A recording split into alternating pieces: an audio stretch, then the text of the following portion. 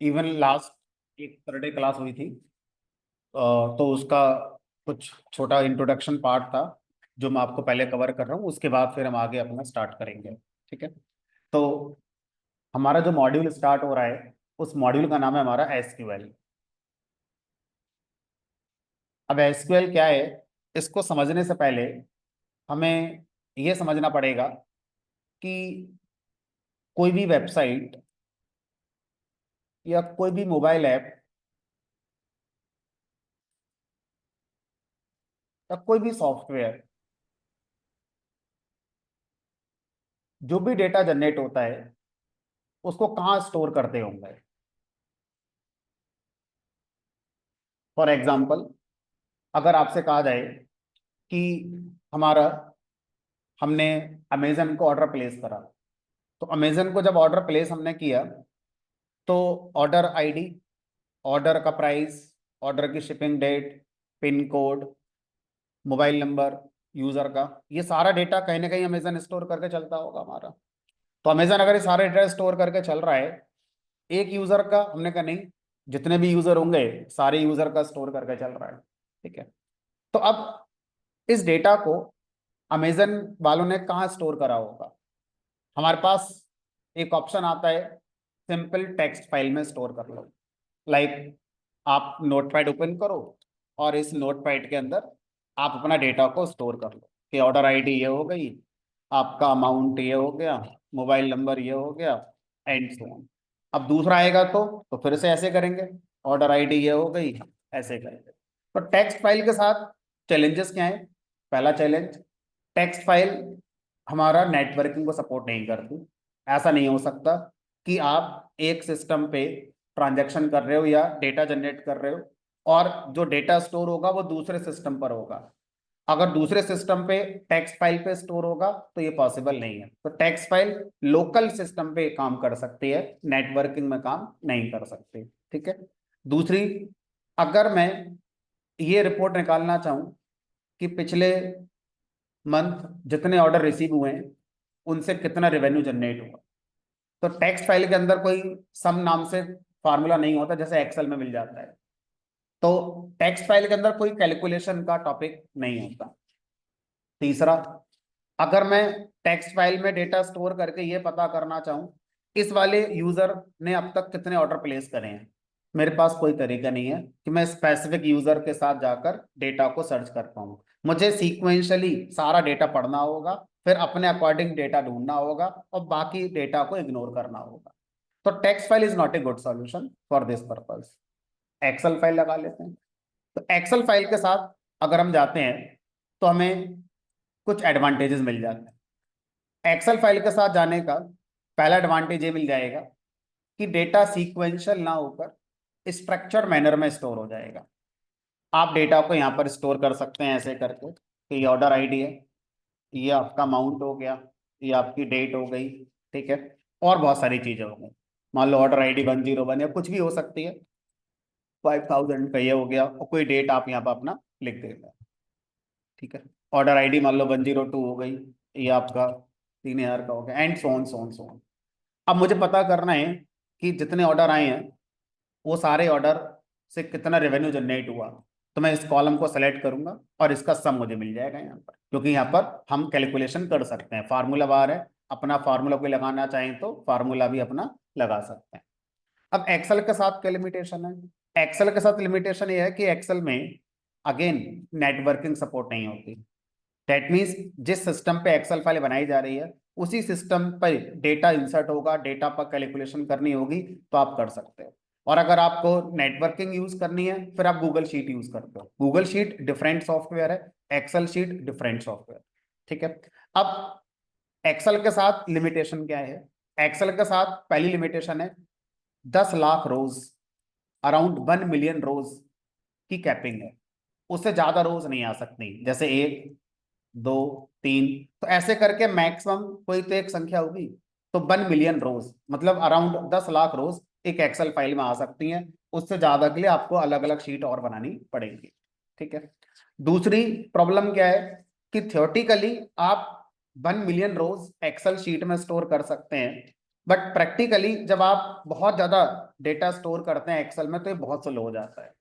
आप Excel file को double click करेंगे लॉन्च करने के लिए तो उसका टाइम बहुत ज्यादा होगा ओपन होने का, और फिर आप 4 कॉलम को सेलेक्ट करके अगर उन पर कोई कैलकुलेशन करेंगे तो उसका प्रोसेसिंग होता रहेगा, काफी टाइम के बाद आपको आपका आंसर मिलेगा। तो एक्सेल फाइल बहुत स्लो हो जाती है जब डेटा आपका बहुत ज्यादा हो जाता है तो। ठीक है। तीसरी प्रॉब्लम क्या एक्सेल फाइल के साथ, कि अगर मैंने यहाँ पर अमाउंट के अंदर मान लीजिए ABCD लिख दिया तो ये कौन रुकेगा मुझे? सर अमाउंट तो कभी ABCD हो ही नहीं सकता, अमाउंट तो हमारा न्यूमेरिक होना चाहिए। तो यहाँ पर डेटा वैलिडेशन की पुअर सपोर्ट है। तो डेटा वैलिडेशन एक्सेल में होते हैं बट उनको इजीली बाईपास कराया जा सकता है कॉपी पेस्ट करा के डेटा को। ठीक है। तो अब अगर आपसे कहा जाए कि सर मैंने फिर से यहाँ पर 101 लिख दिया, सर ये तो हो ही नहीं सकता, ऑर्डर आईडी कभी डुप्लीकेट हो ही नहीं सकती। तो एक्सेल में रोकने वाला कौन है हमारे लिए? अगर किसी कॉलम में वैल्यू डुप्लीकेट में डाल दूं, आप बाद में फिल्टर लगा सकते हो लेकिन लिखते समय कोई रोकेगा नहीं आपको कि क्यों लिख रहे हो, तो ऑलरेडी आ चुकी है। फिल्टर लगा के आप चाहो तो उसको अलग कर सकते होगे, वो आगे का फीचर हो गया। और क्या प्रॉब्लम है इसके अंदर? हमने कहा और प्रॉब्लम ये है कि मान लो मैंने सबसे पहली रो पे हेडर बनाई नहीं, तो अब किसको पता ये डेटा बैंकिंग का है या अमेजन का है या यूनिवर्सिटी के स्टूडेंट का है, किसका डेटा है? सर कुछ नहीं पता। डिफॉल्ट कॉलम के नाम ABCD आ रहे हैं, सर इनको रीनेम कर नहीं सकते, अपना हेडर देना है ऐसा रूल कोई होता नहीं है। तो Excel is not a good solution to manage such type of data. कौन सा डेटा? जो रेलवे की वेबसाइट से जनरेट हो रहा है, हर यूजर ने टिकट बुक करा रखी है तो उसका डेटा हो गया, अमेजन के ऑर्डर का डेटा हो गया, बैंकिंग आप पैसे ट्रांसफर करते हैं, विड्रॉ करते हैं, जमा करते हैं, तो वो सारा डेटा हर कस्टमर का बैंक ने रखा हुआ है, तो एक्सेल शीट में नहीं रखा हुआ है। तो ना तो टेक्सटाइल में रखा हुआ है डेटा, ना एक्सेल शीट में रखा हुआ है, तो फिर सर कहाँ रखेंगे डेटा? तो डेटा को रखने के लिए फिर एक और सॉफ्टवेयर आता है, बताइए सर। बैठ जाइए सर, यही बैच है, SQL का स्टार्ट हुआ है, पाइथन से नहीं। तो एक सॉफ्टवेयर आता है उसका नाम है RDBMS। RDBMS जो सॉफ्टवेयर होता है, इसकी फुल फॉर्म है रिलेशनल डेटाबेस मैनेजमेंट सिस्टम। ये क्या है? ये भी एक्सेल की तरह सॉफ्टवेयर होता है। तो जैसे एक्सेल फाइल के अंदर डेटा को आप स्टोर करते हैं शीट्स की फॉर्म में, यहां पर देखें शीट्स होती हैं, और बना लो शीट जितनी बनाना चाहो, इसी तरह से RDBMS के अंदर डेटा स्टोर होता है टेबल्स की फॉर्म में। तो यहां पर क्या बनती है? आपकी टेबल्स बनती। ठीक है। तो इस तरह से टेबल के साथ जाने का एडवांटेज क्या है? पहला एडवांटेज है कि इसमें डेटा वैलिडेशन बहुत स्ट्रांग होता है। डेटा वैलिडेशन का मतलब है कि अगर टेबल में एक कॉलम आपने बनाया न्यूमेरिक वैल्यू स्टोर करने के लिए, तो उसमें न्यूमेरिक वैल्यूज ही आएंगी, उसमें आप स्ट्रिंग वैल्यू, टेक्स्ट वैल्यू को स्टोर नहीं कर सकते। डेटा वैलिडेशन में हमारे पास रूल है यूनिक वैल्यूज का, कि अगर किसी टेबल में मैं चाहता हूं कि इस कॉलम के अंदर यूनिक वैल्यू आए, डुप्लीकेट वैल्यू आनी ही नहीं चाहिए, तो आप लगा सकते। टेबल के साथ आने का फायदा है कि आपको टेबल में डेटा स्टोर करने से पहले टेबल के हेडर बनाने ही पड़ेंगे। एक्सेल की तरह नहीं है कि फर्स्ट रो को हेडर बनाना है तो बनाइए, नहीं बनाना है तो मत बनाइए। टेबल के अंदर आपको रोज के हेडर बनाने ही पड़ेंगे। ठीक है। उसके अलावा अगर हम देखें तो टेबल के पास कैपिंग अगर हम देखें तो एक्सेल से बहुत ज्यादा लेवल पे जाके मिलती है। मतलब आप टेबल में कितना डेटा स्टोर कर सकते हैं उसके लिए काउंटिंग नहीं है, जैसे एक्सेल ने काउंटिंग दे रखी है 1 मिलियन। जो हमारा टेबल में डेटा स्टोर होता है वो साइज के अकॉर्डिंग डेटा स्टोर होता है ना। उतने साइज में हो सकता है 1 मिलियन आ जाए, हो सकता है 2 बिलियन आ जाए, हो सकता है 1 बिलियन आ जाए। तो एक साइज की कैपिंग होगी, ना कि काउंट की कैपिंग होगी। और वो साइज बहुत सारे फैक्टर पे डिपेंड कर सकता है।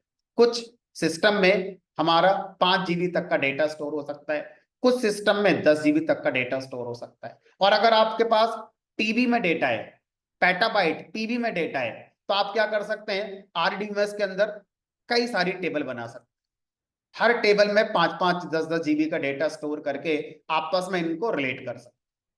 ठीक है। तो इस तरह से हम RDBMS सॉफ्टवेयर के अंदर इस काम को कर सकते हैं। अब बात आती है RDBMS सॉफ्टवेयर कहां से आएगा। तो सोचो अगर मैं आपसे कहूँ एक्सेल सॉफ्टवेयर पे मुझे कुछ डेटा स्टोर करना है और उसमें कैलकुलेशंस करनी है, तो आप एक्सेल का सॉफ्टवेयर कहीं से तो डाउनलोड करोगे। कौन बनाता है इसे? माइक्रोसॉफ्ट। माइक्रोसॉफ्ट एक कंपनी है जो एक्सेल का सॉफ्टवेयर बनाती है। पेड है, हम लोग यूज शायद करते हैं पायरेटेड वाला। तो पेड वर्जन लाओगे तो उसकी की वगैरह आएंगी, और जब आप इंस्टॉल करोगे तो आपको की वगैरह देनी पड़ेंगी। ठीक है, तो अब इसी तरह से आरडीबीएमएस सॉफ्टवेयर अपने आप में कोई सॉफ्टवेयर का नाम नहीं है, ये अपने आप में एक कैटेगरी का नाम। इस कैटेगरी पे कई सारे ऑप्शंस अवेलेबल हैं। जैसे एक का नाम है माई सिक्वल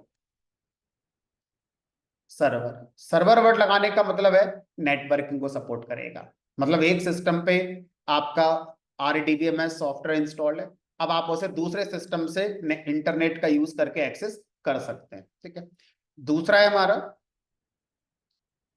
सिक्वल सर्वर, तीसरा है हमारा ओरेकल सर्वर, चौथा है हमारा पोस्ट ग्रे सर्वर। तो इस तरह से हमारे पास लिस्ट ऑफ आरडीबीएमएस सॉफ्टवेयर्स है। आप इनमें से किसी का भी यूज कर सकते हैं डेटा को स्ट्रक्चर मैनर में स्टोर करने के लिए। इनमें से हमारे सिलेबस में जो आरडीबीएमएस है उसका नाम है माई सिक्वल सर्वर। माई सिक्वल सर्वर ओपन सोर्स हमारा है, डेट मीन्स फ्रीली अवेलेबल। तो आप इसको अपने सिस्टम पे प्रैक्टिस करने के लिए यूज करना चाहें तो आप इसको यूज कर सकते हैं। हम इसी का यूज करेंगे और सीखेंगे अभी आगे चल के। अब पॉइंट आता है कि सर ये सॉफ्टवेयर किस कंपनी ने बनाया? तो इसको बनाने वाली कंपनी का नाम था सन माइक्रो सिस्टम, जो कि बाद में मर्ज हो गई ओरेकल के अंदर। तो आज माई सिक्वल सर्वर जो सॉफ्टवेयर है ये हमारा ओरेकल कंपनी चला रही है। तो ओरेकल की वेबसाइट से जाके हम इस सॉफ्टवेयर को डाउनलोड अपना कर सकते हैं। ठीक है, तो अब कैसे करेंगे, कहां से आएगा वो देखो। तो गूगल पर जाएंगे और यहाँ लिखेंगे डाउनलोड माई सिक्वल 9। सॉरी, 9 का मतलब है इसका वर्जन। माई सिक्वल पहली बार मिड 80s में आया था, मतलब 1985-86 के आसपास आया था। तब से अब तक इसे बहुत सारे चेंजेस कर दिए गए हैं। तो जो लेटेस्ट चल रहा है वो माई सिक्वल 9 हमारा चल रहा है। तो जैसे आप लिखेंगे डाउनलोड माई सिक्वल सर्वर 9, आपका पहले लिंक आ जाएगा और इस पर क्लिक करेंगे। अब यहाँ पे आपको अपना प्लेटफॉर्म सेलेक्ट करना है। हम लोग विंडोज प्लेटफॉर्म पे प्रैक्टिस करेंगे तो यहाँ से विंडोज सेलेक्ट करेंगे। बाय डिफॉल्ट इसने विंडोज इसलिए सेलेक्ट करके दिया है क्योंकि मेरा सिस्टम विंडोज पे चल रहा है। आपका अगर मैकबुक पे चल रहा होता तो यहाँ पर ऑटोमेटिकली मैकबुक क्लिक करा। ठीक है, अब यहाँ पर आ रहा है आपका इंस्टॉलर। ये आपका इंस्टॉलर हो गया, अराउंड 118 MB, 120 मान लेते हैं राउंड फिगर।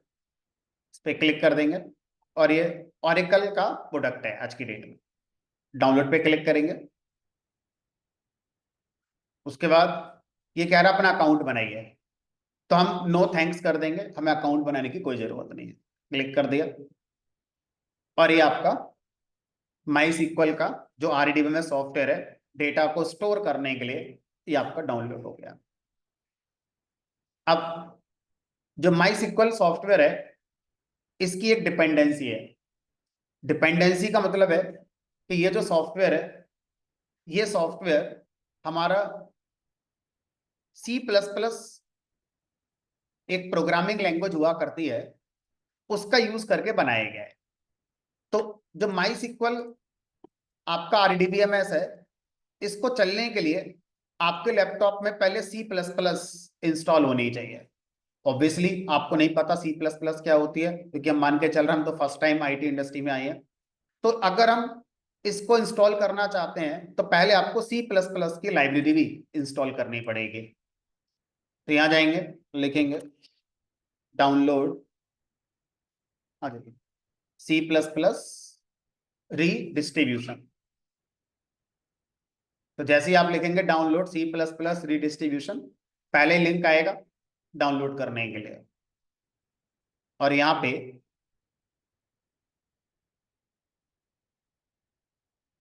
64 बिट अगर आपका लैपटॉप है तो इस वाले ऑप्शन पे क्लिक करके आप इसको डाउनलोड करेंगे।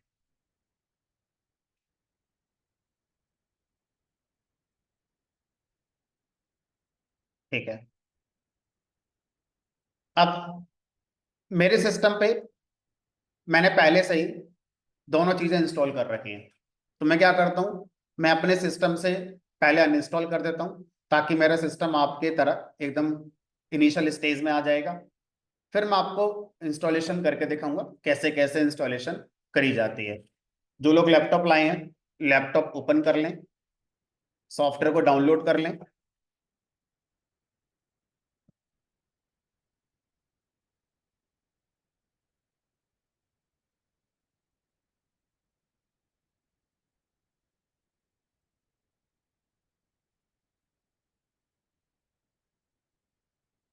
एक वाईफाई आ रहा होगा, प्लेसमेंट अंडरस्कोर 5G नाम से, उससे कनेक्ट कर लें।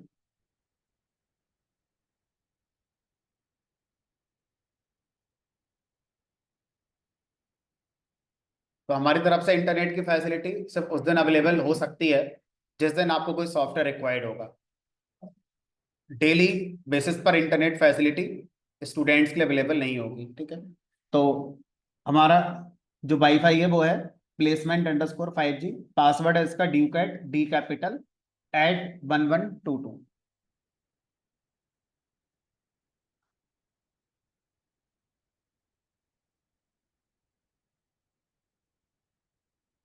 ये ड्यूकैट का डी कैपिटल @1122। दोनों सॉफ्टवेयर डाउनलोड कर लीजिए जो मैंने आपको बताए हैं अभी। पहला वाला डाउनलोड करने के लिए आप लिखेंगे डाउनलोड माई सीक्वल सर्वर 9, पहले लिंक आ जाएगा, उसको डाउनलोडिंग पे लगा दीजिए। और दूसरे के लिए लिखेंगे डाउनलोड C++ रीडिस्ट्रीब्यूशन। आप करिए, मैं आता हूँ आपके मशीन पर।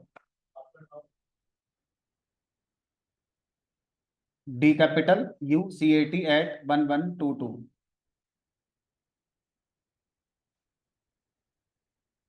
किसी का हुआ कनेक्ट? हो रहा है। ठीक है, आप एक बार चेक कर लीजिए अपना। जब तक डाउनलोडिंग पे लगाइए मैं अपना अनइंस्टॉल कर देता हूँ।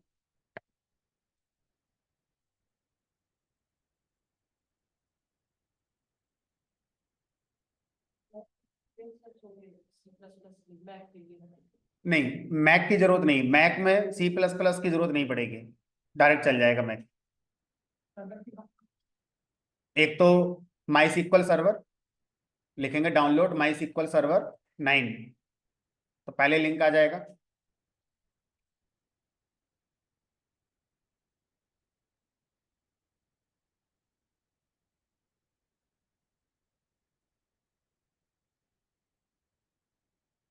और दूसरा डाउनलोड C++ रीडिस्ट्रीब्यूशन।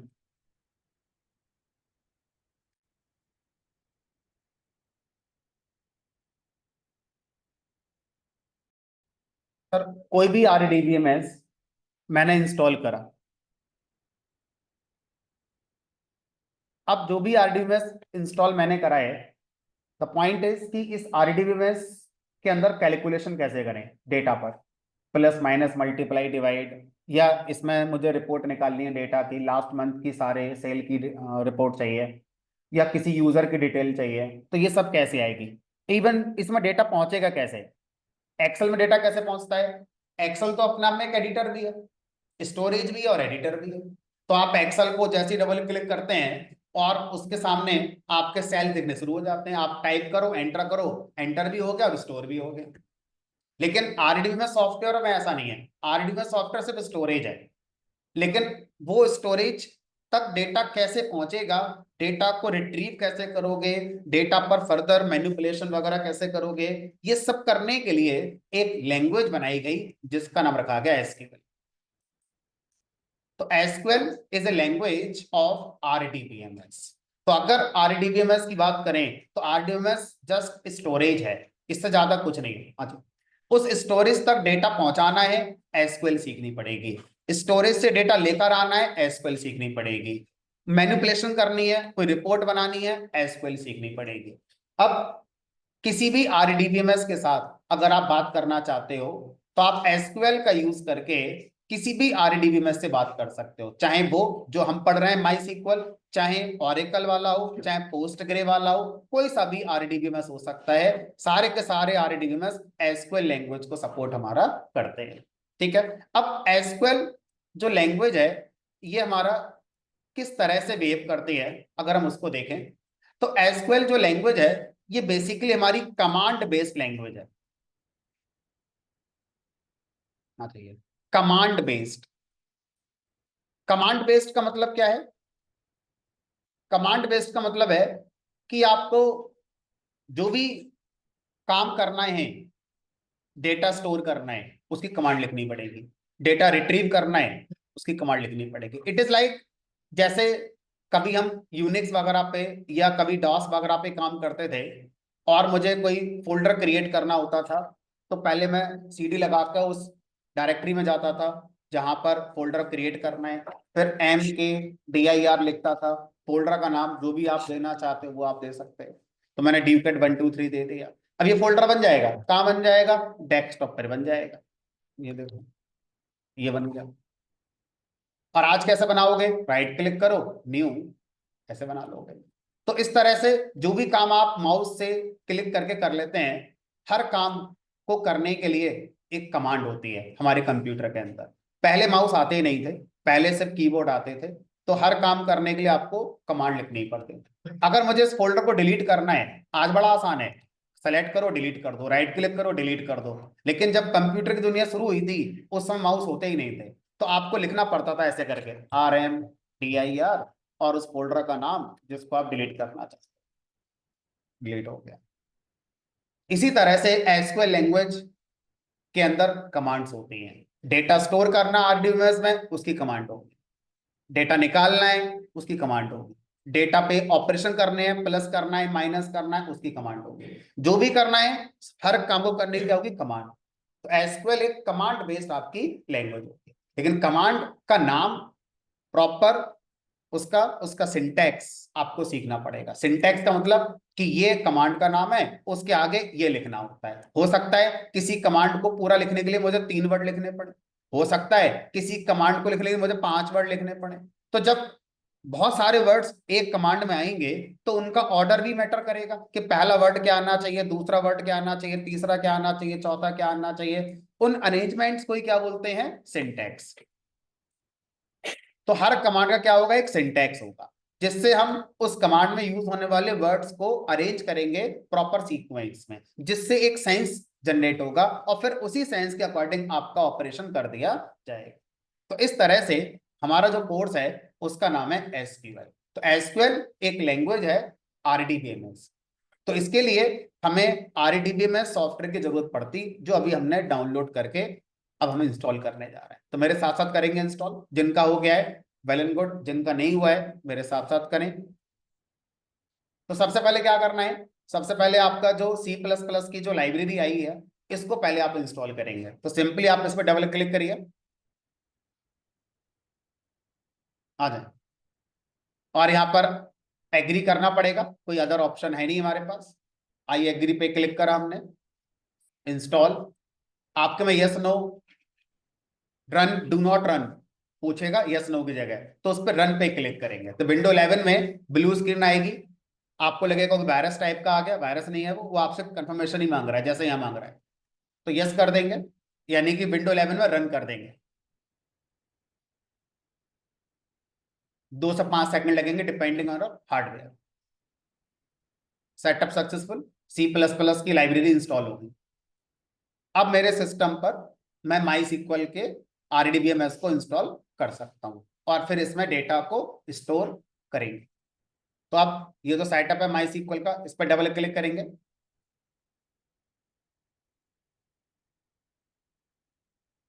उसके बाद नेक्स्ट पे क्लिक करेंगे। यहां भी अदर ऑप्शन कोई नहीं है हमारे पास, आई एक्सेप्ट। फिर नेक्स्ट पे क्लिक करेंगे। यहाँ पर 3 ऑप्शन आ रहे हैं, टिपिकल आ जाइए, कस्टम, कंप्लीट टिपिकल पे ही सेलेक्ट करेंगे।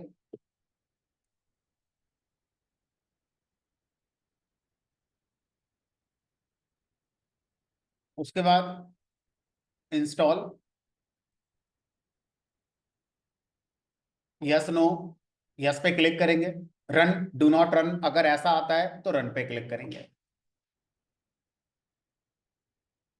इंस्टॉलेशन टाइम आपके हार्डवेयर पे डिपेंड करेगा। अगर एसएसडी लगी हुई है तो थोड़ा जल्दी हो जाता है। आपका प्रोसेसर जनरेशन 10 के आसपास है तो जल्दी हो जाता है। अब माई सिक्वल सर्वर के अंदर आप पहले एक यूजर क्रिएट करते हैं।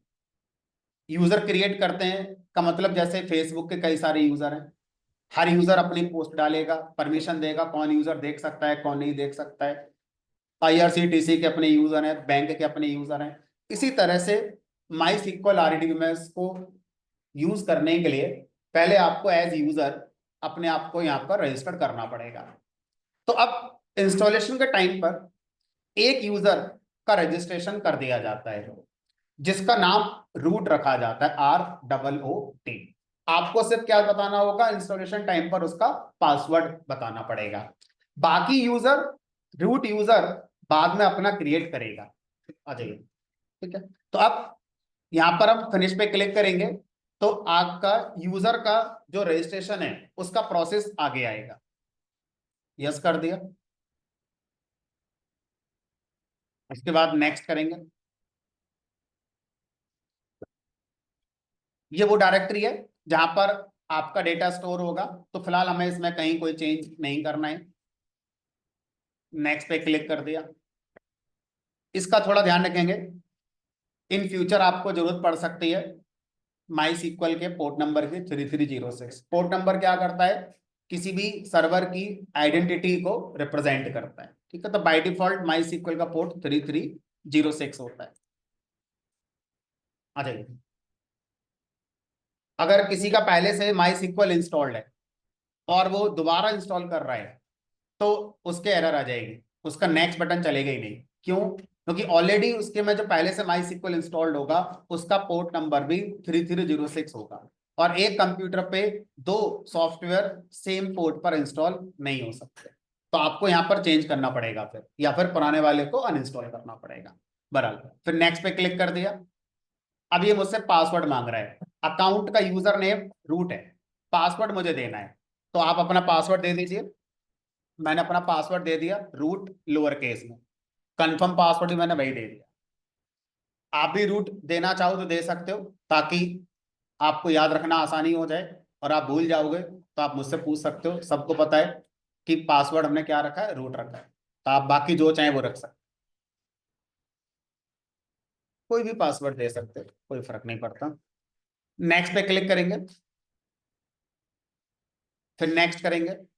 तो कोई कोई चेंज नहीं करना है, कोई कस्टमाइजेशन नहीं करना है, सिर्फ आपको एक जगह पर आके अपना पासवर्ड बताना था। बाकी नेक्स्ट नेक्स्ट फिनिश, सीक्वेंस जैसा चलता था उसी सीक्वेंस में आप करते चले जाएंगे।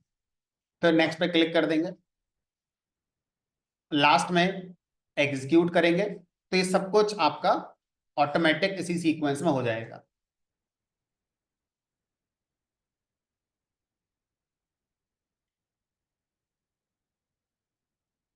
अगर नहीं चल रहा हो तो पीछे आ लेना, पीछे चल गया। चलो, तो अब इस तरह से फिनिश कर दिया हमारे सिस्टम में। अब माई सिक्वल RDBMS सॉफ्टवेयर इंस्टॉल हो गया जो स्ट्रक्चर मैनर में टेबल्स की फॉर्म में डेटा को स्टोर कर सकता है। और ऐसा करने के लिए आपको एसक्यूएल कमांड्स सीखनी पड़ेगी, ठीक है। एक बार मैं चेक करता हूं आप लोगों का आके, किसका हो गया किसका नहीं हो गया, ठीक है। अगर मान लो मेरा सक्सेसफुली इंस्टॉल्ड हो गया है तो अब अगला पॉइंट आता है कि जो आप कमांड लिखने की बात कर रहे हैं कहाँ लिखें। तो जैसे आपने अभी MKDIR RMDR कुछ लिख के दिखाया, तो आपने क्या करा था, अपने सिस्टम का कमांड प्रॉम्प्ट ओपन करा था CMD। ऐसे ही मैकबुक में टर्मिनल होता है, यूनिक्स के अंदर भी कुछ ना कुछ यूनिक्स का शेल होता है। तो इसी तरह से हमारे पास एक ऑप्शन यही है कि हम क्या कर सकते हैं, अपने सिस्टम का टर्मिनल या कमांड प्रॉम्प्ट पर ही एसक्यूएल कमांड लिख सकते हैं। लेकिन ऐसा करने के लिए पहले आपको और एक कॉन्फ़िगरेशन करनी पड़ेगी। उससे अगर आप बचना चाहते हैं तो माई सिक्वल का अपना ही एक कमांड लाइन एडिटर आता है, जो माई सिक्वल सर्वर सॉफ्टवेयर के साथ ही आ गया होगा। अलग से आपको अब कुछ भी और इंस्टॉल नहीं करना है। तो सर्च बार में जाएंगे और यहाँ टाइप करेंगे माई सिक्वल। जैसे ही आप माई सिक्वल लिखेंगे वैसे ही लिखकर आएगा माई सिक्वल कमांड लाइन क्लाइंट, मतलब माई सिक्वल का अपना एडिटर जहां पर आप एसक्यूएल कमांड्स को लिखेंगे। तो अगर आपका सक्सेसफुली इंस्टॉल्ड हो गया होगा तो MySQL command line client editor आपके सिस्टम में आ गया होगा। इस पर क्लिक करेंगे और ये आपको सीधा रूट यूजर से कनेक्ट करेगा और आपको रूट यूजर का पासवर्ड बताना है। तो मान लो मैंने बता दिया यहाँ पर ROOT। गलत पासवर्ड देने पर ये स्क्रीन हमारा इनविजिबल हो जाती है, फिर आपको दोबारा से स्क्रीन ओपन करनी होगी और सही पासवर्ड देना होगा। वेलकम हो गया हमारा। अगर यहां तक सबका हो गया दैट मीन्स आपके लैपटॉप पर माई सिक्वल परफेक्टली इंस्टॉल हो चुकी है। अब हम एसक्यूएल सीखने के लिए तैयार हो गए। ठीक है, तो एक बार मैं आपका चेक करता हूं आके। तो हो जाए तो अच्छी बात है, ना हो तो मैटर नहीं करेगा।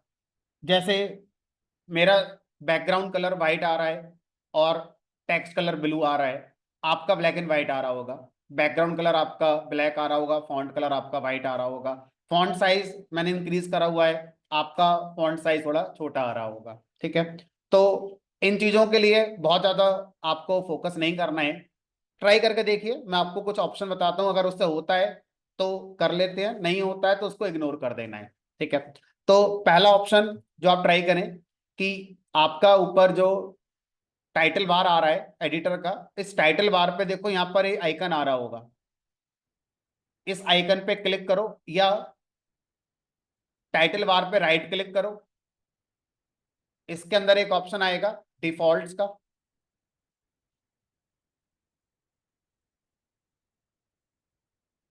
डिफॉल्ट के अंदर ऑप्शन मिलेगा आपको फॉन्ट का। इससे आपका फॉन्ट साइज इंक्रीज होगा। इस पे क्लिक करेंगे तो फॉन्ट साइज आपका जो भी है आप यहां से अपना चेंज कर सकते हैं। मैंने 36 कर रखा है, आप जो करना चाहें अपना फॉन्ट साइज यहां से चेंज कर सकते हैं। उसके बाद इंटरनेट की अब कोई जरूरत नहीं है, उसको डिस्कनेक्ट कर दीजिए, है ना। टर्मिनल पे जाएंगे। टर्मिनल पे यहां पर आपको दो ऑप्शन मिलेंगे, फोरग्राउंड और बैकग्राउंड। बैकग्राउंड कलर वाइट मैंने दे रखा है। वाइट का कोड होता है रेड की वैल्यू 255, ग्रीन की वैल्यू 255, ब्लू की वैल्यू 255, तीनों की वैल्यू 255 कर दीजिए तो आपका कलर वाइट बन जाता है। और फोरग्राउंड में रेड को 0 करा है मैंने, ग्रीन को 0 करा है और ब्लू को 255 कर दिया है।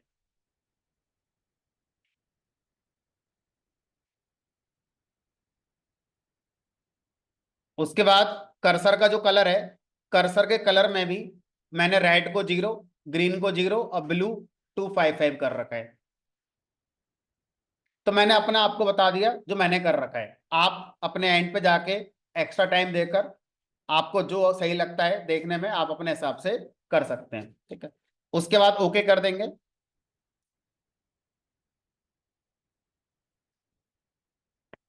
तो हो सकता है पहली बार में चेंज हो जाए, हो सकता है पहली बार में चेंज ना आए, तो इसको क्लोज करेंगे और क्लोज करने के बाद दोबारा चलाएंगे तो एडिटर के चेंजेस शायद आपको देखने को मिल जाए। और फिर भी नहीं मिलते हैं तो रीस्टार्ट करेंगे तो शायद आ जाएंगे। कुछ पॉइंट्स विंडो के वर्जन पे वेरी कर सकते हैं, विंडो 7 है, विंडो 10 है, विंडो 11 में। एक आइडिया मैंने आपको दिया कि इस तरह से एडिटर का background colour, font colour, size change किया जा सकता है। कहाँ से ऑप्शन आएगा, ये विंडो 10, 11, 7 पे माइट भी थोड़ा डिफर हो सकता है। मैंने आपको अपना बताया, मेरा विंडो 10 है। ठीक है, चलिए तो उस पर हमें ज्यादा फोकस नहीं करना, जिसका हो गया वेल एंड गुड, नहीं हो रहा है छोड़ देते हैं फिलहाल के लिए, अपने एंड पर आप कर सकते हैं। अब उसके बाद अब हमें क्या करना है उसकी बात करते हैं। तो सर हमें डेटा को स्टोर करना है सबसे पहले। तो डेटा को स्टोर कैसे किया जाएगा उसका एक पूरा स्ट्रक्चर है जो हमें सीखना पड़ेगा। तो सबसे पहले हमारे पास माई SQL सर्वर होता है, ऑलरेडी है। इसके अंदर यूजर होना चाहिए, सर ऑलरेडी है, कोई दिक्कत नहीं है। कितने भी हो सकते हैं यूजर, हमने कहा कितने भी हो सकते हैं, लेकिन फिलहाल हम डिफॉल्ट यूजर से अपना बात करेंगे।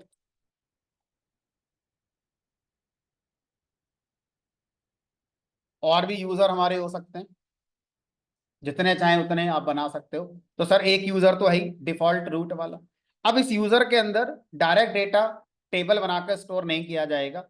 इस यूजर के अंदर हमें क्या करने होंगे, पहले कुछ फोल्डर्स क्रिएट करने होंगे। उन फोल्डर्स के अंदर आपकी टेबल क्रिएट होगी। तो उनको फोल्डर्स हम अपने लिए बोल रहे हैं, टेक्निकल टर्म में उनको डेटाबेस कहा जाता है, कि यहां पर हम क्या क्रिएट करेंगे, डेटाबेस क्रिएट करेंगे। इस तरह से अब आपका काम होगा डेटाबेस क्रिएट करने से। ऑलरेडी रूट यूजर आपके पास है, अब यूजर के अंदर डेटाबेस बनाइए, और डेटाबेस के अंदर फिर आप क्या बनाते हैं, अपनी टेबल्स बनाते हैं, और फिर टेबल्स के अंदर इस रो कॉलम की फॉर्म में डेटा स्टोर किया जाएगा। तो इस तरह से आप जितनी चाहे उतनी टेबल्स एक डेटाबेस के अंदर बना सकते हैं, लेकिन एक नाम से जो टेबल आपने बना दी है उसी डेटाबेस के अंदर सेम नेम की नहीं बनेगी। फिर आप दूसरा डेटाबेस उस यूजर के अंदर बना सकते हैं और सेम नेम की टेबल बना सकते हैं। अब इंडस्ट्री में क्या प्रैक्टिस करी जाती है और मैं क्या प्रैक्टिस करता हूं, मैं आपको बताता हूं, शायद आपको एक आइडिया लगेगा कि डेटाबेस का पर्पस क्या रहा होगा। मान लीजिए मैं दो प्रोजेक्ट पे काम कर रहा हूं। मेरा पहला क्लाइंट है अमेजन, मान लेते हैं, दूसरा क्लाइंट है फ्लिपकार्ट। अब मुझे क्या करना है, दोनों क्लाइंट के लिए कोई सॉफ्टवेयर पे डेटा स्टोर करना है। तो मुझसे कहा गया एक ऑर्डर्स नाम की टेबल बनाओ। ऑर्डर्स टेबल के अंदर क्या होगा, आपका order ID, order date, order price, order का पिन कोड, ये सब आपको मेंटेन करना है। अब अमेजन वाले के लिए मैंने ऑर्डर्स टेबल बना दी। अब मैं फ्लिपकार्ट वाले के लिए काम करने लगा, तो वहां पर भी कोइंसिडेंटली एक टेबल बनाने के लिए कहा गया जिसका नाम भी क्या रखना है, मुझे ऑर्डर्स ही रखना है। अब ऑर्डर्स टेबल तो पहले ही बन चुकी है जो अमेजन के डेटा को स्टोर कर रही है। अब उसी नाम की टेबल मैं फ्लिपकार्ट के लिए कैसे बना दूं, बन ही नहीं सकती। तो फ्लिपकार्ट वाले कह रहे हमें इससे मतलब नहीं है, हमारी टेबल का नाम तो आपको यही रखना है, ऑर्डर्स ही रखना है। तो यहां पर अब मैंने क्या सोल्यूशन निकाला कि मैं एक डेटाबेस क्रिएट करता हूं अमेजन नाम से। तो डेटाबेस बन की जगह मैंने उसका नाम रख दिया अमेजन डेटाबेस, और उसके अंदर मैंने ऑर्डर्स नाम की टेबल बना दी। अब इसी तरह से मैंने एक डेटाबेस और बनाया फ्लिपकार्ट के लिए, और उसके अंदर भी क्या कर दिया, मैंने डेटाबेस की टेबल का नाम रख दिया। तो इस तरह से हम database project specific generally industry के अंदर बना रहे होते हैं, और उस डेटाबेस के अंदर जितनी टेबल्स उस प्रोजेक्ट की होंगी वो सब उसके अंदर स्टोर करते हैं। डायरेक्ट यूजर के अंदर टेबल क्रिएट नहीं होती। अब मैं अपने लिए बताता हूं, मान लीजिए मैं आपका बैच ले रहा हूं, है ना, एसक्यूएल का। तो और भी बैचेस मेरे रहे होंगे जिन्होंने, जिसमें मैंने पढ़ाया होगा या आगे पढ़ाऊंगा या पढ़ा रहा हूंगा। तो सर अब मैं आपको एक टेबल बनाना सिखाना चाहता हूँ, फॉर एग्जांपल यूजर नाम की। तो हो सकता है सर यूजर टेबल आपने पहले ही बना रखी हो किसी और बैच में, तो ऐसे कैसे होगा। तो उसके लिए हम क्या करते हैं, अलग अलग डेटाबेस बना लेते हैं। तो मैं हर बैच का अलग अलग डेटाबेस क्रिएट कर लेता हूं। एज ए रूट यूजर मैंने कई सारे डेटाबेस बना रखे हैं, और जिस बैच में मुझे पढ़ाना होता है उसी के डेटाबेस में उसकी टेबल पर काम कर लेते हैं। तो अब शुरू करते हैं सफर यहां से डेटाबेस क्रिएट करने का। सबसे पहली कमांड है जिसका नाम है क्रिएट। तो यहाँ लिखेंगे क्रिएट, मेरे साथ साथ ही करेंगे। एसक्यूएल की पहली कमांड जो हम सीख रहे हैं that is create. SQL is not case sensitive. That means you can write create in either lower or upper case, even using mixed case. But generally it is not recommended. या तो पूरा lower case में लिखिए या पूरा upper case में लिखिए, ऐसा मिक्स करके मत लिखिए, कंफ्यूजन क्रिएट होता है। But SQL is not A case sensitive. It doesn't mean कि कंप्यूटर साइंस में लोअर और अपर मैटर नहीं करता। कंप्यूटर साइंस में बहुत कुछ है, उसमें एक का नाम है एसक्यूएल जो आपके कोर्स में है, वो लोअर केस अपर केस को मैटर नहीं करती है। बाकी और चीजें कंप्यूटर साइंस में लाइक पाइथन अगर हो सकता है किसी का हो सकता है किसी का और भी कोई कोर्स हो, तो उसमें चीजें लोअर अपर केस मैटर कर सकती हैं। ठीक, क्रिएट, क्रिएट कमांड हो गई जो आपका डेटाबेस क्रिएट करने के लिए यूज होती है। तो क्रिएट कमांड को ये कैसे बताएंगे कि हम डेटाबेस क्रिएट करने जा रहे हैं या टेबल क्रिएट करने जा रहे हैं, क्योंकि टेबल भी जब मैं क्रिएट करूंगा तो उसकी कमांड का नाम भी क्रिएट ही होगा। ठीक है, तो क्रिएट के आगे हम लिखेंगे यहां पर डेटाबेस।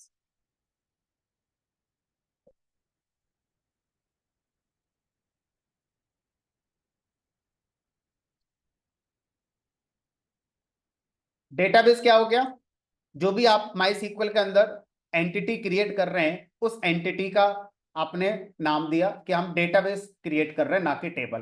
तो यानी कि अभी मैं आपको टेबल क्रिएट करना सिखाऊंगा, तो मैं आपसे कहूंगा अब लिखेंगे क्रिएट टेबल। कल को मैं पढ़ाऊंगा आपको create view. Sir root user के बाद मुझे एक यूजर और बनाना है, तो क्रिएट यूजर। इस तरह से जो भी चीज क्रिएट कर सकते हो उसके लिए क्रिएट कमांड हो। फिलहाल डेटाबेस। उसके बाद सर डेटाबेस तो कई सारे बनाए जा सकते हैं, तो डेटाबेस की पहचान उसका नाम होगी। तो डेटाबेस के बाद क्या लिखेंगे? डेटाबेस की आइडेंटिटी, कि आप किस नाम से डेटाबेस बनाना चाहते हैं। तो मान लीजिए मैंने आपके बैच के अकॉर्डिंग बना दिया 12 PM। तो आपका बैच का जो टाइम रहेगा आगे कल से 12 to 2 रहेगा। ठीक है, तो मैंने 12 PM नाम से क्या बना दिया? आपका डेटाबेस बना दिया। अब सर ये कमांड कंप्लीट हो गई। अब इस कमांड में कुछ और मुझे नहीं लिखना होता है। तो डेटाबेस क्रिएट करने की जो कमांड है वो 3 वर्ड से मिलकर बनती है। पहला वर्ड है क्रिएट, स्पेस, दूसरा वर्ड है डेटाबेस, फिर स्पेस, तीसरा वर्ड है डेटाबेस का नाम। डेटाबेस का नाम देने के लिए कुछ रूल्स ध्यान रखेंगे। स्पेस नहीं आना चाहिए डेटाबेस के नाम में। ठीक है, तो अब सिंबल में अंडरस्कोर सिंबल आ सकता है, dash plus minus symbol use नहीं कर सकते। तो अब उसके बाद क्या करेंगे?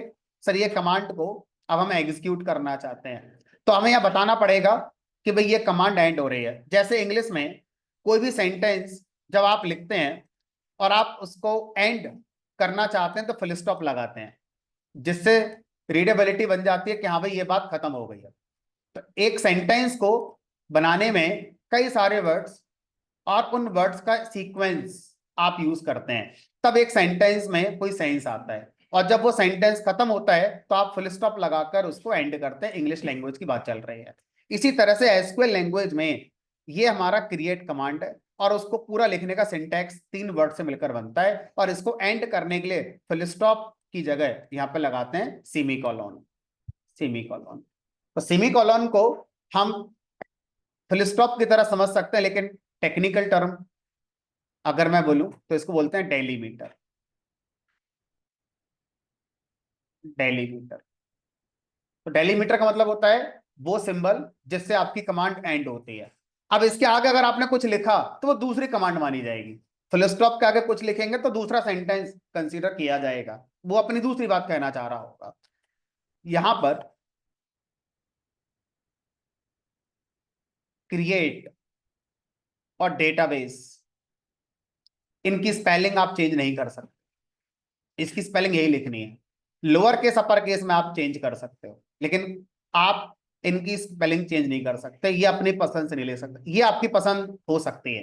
ठीक है, तो ऐसी चीजें जो एसक्यूएल के अंदर पहले से बता दी गई है कि यही लिखनी है, आप उनकी स्पेलिंग चेंज नहीं कर सकते। ऐसी चीजों को कीवर्ड्स कहा जाता है। तो अगर हम अपना आरडीबीएमएस देखें तो माई सिक्वल सर्वर पढ़ रहे हैं, तो माई सिक्वल सर्वर के अंदर कुछ हमारे कीवर्ड्स होते हैं। थोड़ा आसान कर देते हैं। आप इंग्लिश लैंग्वेज पढ़ते हैं, हमने कहा, तो इंग्लिश लैंग्वेज के अंदर एक वर्ड होता है वाज, हमने कहा होता है, इज भी होता है, पता नहीं कितने होते हैं ऐसे। तो इनको वोकैबुलरी के नाम से कहा जाता है। अब ये जो वोकैबुलरी है आपकी, इसमें जितने वर्ड्स हैं सबका पहले से एक मीनिंग है। इसका मीनिंग था हो गया, इसका मीनिंग है हो गया। ठीक है, हम और आप लोग इंग्लिश पढ़ने वाले ना तो स्पेलिंग चेंज कर सकते, ना इसका मीनिंग चेंज कर सकते, और ना ही कोई अपना नया वर्ड वोकैबुलरी के अंदर ऐड कर सकते। सेम मैनर में माई सिक्वल सर्वर ने हमें एक वोकैबुलरी दे रखी है जिसको कीवर्ड्स कहा जाता है। उन कीवर्ड्स के अंदर एक कीवर्ड हो गया क्रिएट, एक कीवर्ड हो गया डेटाबेस। इस तरह से 100+ कीवर्ड्स होंगे माइस्क्ल के अंदर, और हर कीवर्ड का एक मीनिंग होगा।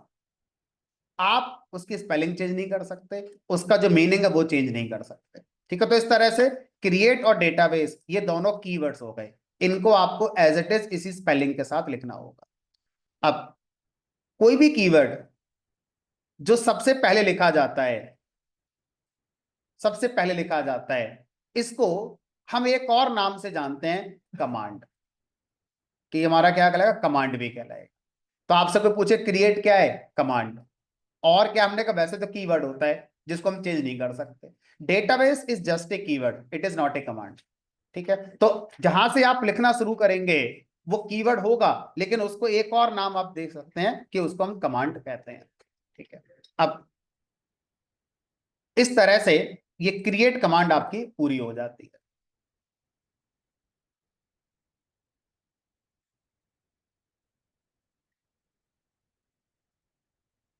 अब इस कमांड को दो और नामों से जाना जाता है, क्वेरी। इसको आप क्वेरी भी कह सकते हैं कि क्रिएट क्वेरी हो गई। आप इसको स्टेटमेंट भी कह सकते हैं कि क्रिएट स्टेटमेंट हो गया। तीनों का मतलब एक ही है। तो एसक्यूएल के अंदर कमांड्स होती हैं या क्वेरीज होती हैं या स्टेटमेंट्स होते हैं, तीनों का मतलब एक ही है। ठीक है, अब मैंने ये लिखा है, अभी जो मैंने लिखा है इसके अकॉर्डिंग एक्शन होना चाहिए। तो लिखे हुए को एक्शन में तब इंप्लीमेंट किया जाता है जब आप एंटर हिट करते हैं। अगर आपने एंटर की हिट नहीं करी तो लिखा हुआ रह गया, हुआ कुछ नहीं, अभी कोई डेटाबेस नहीं बना आपका अभी। अब जब आपने एंटर हिट करा तो फिर क्या होगा, एक डेटाबेस क्रिएट कर दिया जाएगा 12 PM नाम से। ठीक है, तो अब सर हमसे गलती हो गई, तो हम और आप लोग इंसान ही तो हैं, पर इंसान तो गलती करते हैं। स्पेलिंग मिस्टेक हो गई मुझसे यहाँ पे, तो मैंने इसको यहाँ लिख दिया, इसको यहाँ लिख दिया, तो करने को तो कुछ भी कर सकते हैं। तो कोई चेक करेगा क्या कि आप सही लिख रहे हैं, गलत लिख रहे हैं, स्पेलिंग सही है गलत है? कोई तो होगा चेक करने वाला। हमने कहा कोई होता है चेक करने वाला, और उसको क्या बोलते हैं यहाँ पर, SQL engine, ENGIN। SQL engine क्या है, एक कंपोनेंट है जो आप एसक्यूएल कमांड्स लिखते हैं उनको चेक करता है कि अकॉर्डिंग टू रूल आप लिख रहे हैं कि नहीं लिख रहे हैं। अगर आपने जो भी लिखा है अकॉर्डिंग टू रूल लिखा है, तो एसक्यूएल इंजन फिर क्या करेगा, इसको सक्सेसफुली हमारा कंपाइल कर देगा। कंपाइल करने का मतलब है 0 एरर। ठीक है, उसके बाद एसक्यूएल इंजन फिर जो भी एक्शन करने के लिए ये कमांड लिखी गई है उस एक्शन को कर देगा। चलो सर, ये एसक्यूएल इंजन कहीं से लाना पड़ेगा? हमने कहा नहीं, जो माई सिक्वल सर्वर था उसके अंदर आ गया।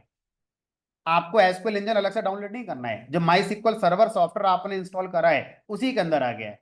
जस्ट एंटर करिए, क्वेरी हो गया। तो ये एडिटर हमें क्वेरी लिखकर बता रहा है रादर देन कमांड। तो तीनों का मतलब एक ही है, कमांड, क्वेरी, स्टेटमेंट।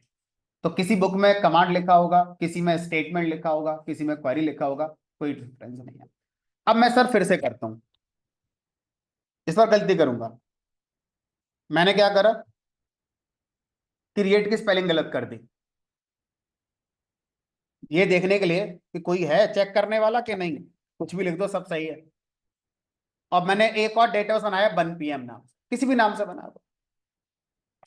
हाँ सर, कोई तो है चेक करने वाला, ऐसा नहीं है कुछ भी लिख दो चल जाएगा। एरर आ गई हमारी, यू हैव सिंटैक्स एरर।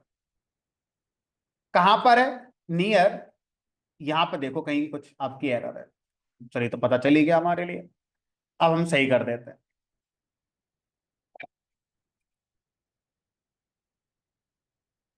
और सर इस बार काम करते हैं, सी बड़ा बना देते हैं, क्योंकि आपने कहा था कि कैसे ही लिख दो सब सही है, तो मैंने ऐसे ही कर दिया, आपको नहीं करना है। अब मैंने बना दिया 1 PM नाम से, सिर्फ ये समझने के लिए कि SQL is not A case sensitive. हमें ऐसा नहीं करना चाहिए, क्योंकि इससे हम खुद कंफ्यूज होंगे कि हमने लिखा क्या है, हम पढ़ ही नहीं पाएंगे उसे। अभी तो हम जानते हैं कि हम क्रिएट लिख रहे हैं, अगर हम नहीं जानते होंगे हम क्या लिख रहे हैं और किसी ने लिख दिया होता तो इसको पढ़ने में टाइम हमारा ज्यादा लग जाता देन अदरवाइज। अब हमने इसको लोअर केस में ही रखा और उसके बाद मैंने फिर से इस नाम से बना दिया। सर इस नाम से तो बन चुका है। तो हमने कहा देखते हैं एसक्यूएल इंजन क्या कहता है। ठीक है, can not create database 12 PM because database exist, पहले से एग्जिस्ट करता है। तो ये कौन बता रहा है? SQL engine. ठीक है, तो अब अगर हम एक मोटा पिक्चर देखें तो वो ये हो गया, ये हम और आप लोग हो गए।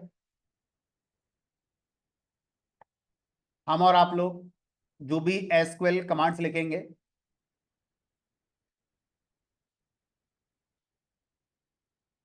वो कमांड्स, ये हमारा माई सीक्वल सर्वर हो गया।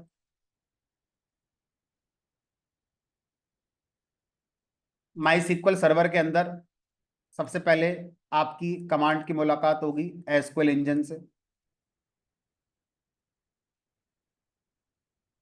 तो ये कमांड आपका एसक्यूएल इंजन पहले चेक करेगा। चेक करने को टेक्निकल टर्म में कंपाइल करना कहते हैं, आसान भाषा में चेक करना। कंपाइल करेगा और अगर सब कुछ सही है, आपने अकॉर्डिंग टू रूल लिखा है, कोई स्पेलिंग मिस्टेक नहीं करी है, ऑर्डर आपने सही लिखा है, जिस ऑर्डर में जो चीज बताई गई थी उस ऑर्डर में लिखी है, सब कुछ सही लिखा है, तो फिर अब आपका एक्शन हो जाएगा। एक्शन हो जाएगा का टेक्निकल टर्म होता है रन हो जाएगा। ठीक है, तो कंपाइल का मतलब चेक करना, चेक फॉर रूल्स। रन का मतलब है एक्शन, जिस पर्पस के लिए हमने कमांड लिखी थी वो कर दो अब। इस तरह से हमारा यहाँ पर SQL engine behind the scene हमारे लिए बताता रहेगा कि आप सही कर रहे हो या गलत कर रहे हो। अब ये जो एसक्यूएल इंजन है ये हर आरडीबीएमएस का अपना अपना होता है।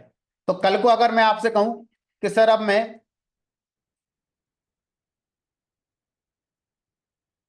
माई सीक्वल की जगह माइक्रोसॉफ्ट कंपनी का सीक्वल सर्वर यूज करना चाहता हूं, ध्यान रखना माई सीक्वल सर्वर अलग सॉफ्टवेयर है, सीक्वल सर्वर अलग सॉफ्टवेयर है। ठीक है, माई लगा दिया ऑरेकल कंपनी का हो गया, माई हटा दिया माइक्रोसॉफ्ट कंपनी का हो गया। अब यही एसक्यूएल कमांड जब यहां पहुंचेगी, अब ध्यान रखना कि माई एसक्यूएल सर्वर सॉफ्टवेयर का नाम है, एसक्यूएल सर्वर सॉफ्टवेयर का नाम है, एसक्यूएल सॉफ्टवेयर का नाम नहीं है, एसक्यूएल एक लैंग्वेज का नाम है जो दोनों पे चल रही है, यहां भी चल रही है यहां भी चल रही है, कोई तीसरा आ जाएगा उस पर भी चलेगी, चौथा आ जाएगा उस पर भी चलेगी। ठीक है, तो यूजर ने एसक्यूएल कमांड्स एसक्यूएल सर्वर जो सॉफ्टवेयर है उस पर चलानी है, तो उसका अपना एसक्यूएल इंजन होगा।